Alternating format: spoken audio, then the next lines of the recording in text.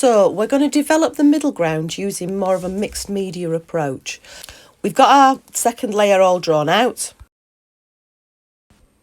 And we know that as a landscape goes back, the colours become lighter.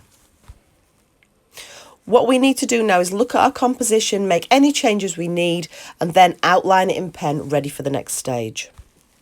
You can start to apply different coloured biros and mark making techniques to your picture to try and add a sketchy line and a little bit more energy. Remember to follow the shapes and the lines of the contours and the details that you're working on, and keep a looser, more energetic drawing style.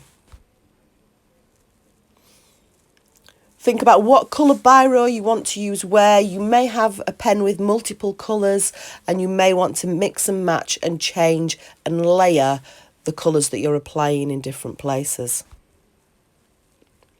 Constantly look and review, thinking about where colours would be darker against those lines. You can make your biro marks closer together and gradually space them out to get lighter tones as the shape moves or comes forward.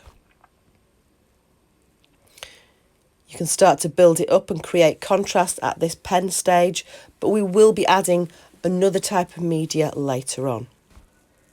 Remembering that it's lighter, we build up the sketchy lines to indicate the coloured tones and to show where different things are. We might edit things and add extra contour lines as we go along, because we constantly review and modify our work as we progress.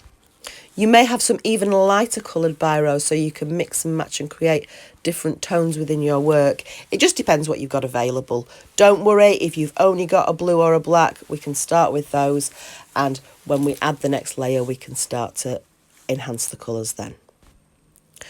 So here you can see the layer in isolation without the background or the foreground on it, and here it is set against the other layers. You can see that we've got that lighter layer behind our foreground, so it's starting to give us that idea of depth. Because we're working with biro, it does give us the option to use wet media like watercolours or ink, but obviously we can't do that at the moment, so we're going to use pencil crayon, but it's something that you could play around with at home. We're starting to use our pencil crayon lighter than we did on our foreground, but we can start to use more expressive marks in there too, because there's a certain energy to this layer that we don't have in the first layer. We're still editing. I put some little dots in there to add a little bit of pattern to that particular layer, and so we edit and refine as we go along. Here you can see all the layers together at this stage, ready for the next one.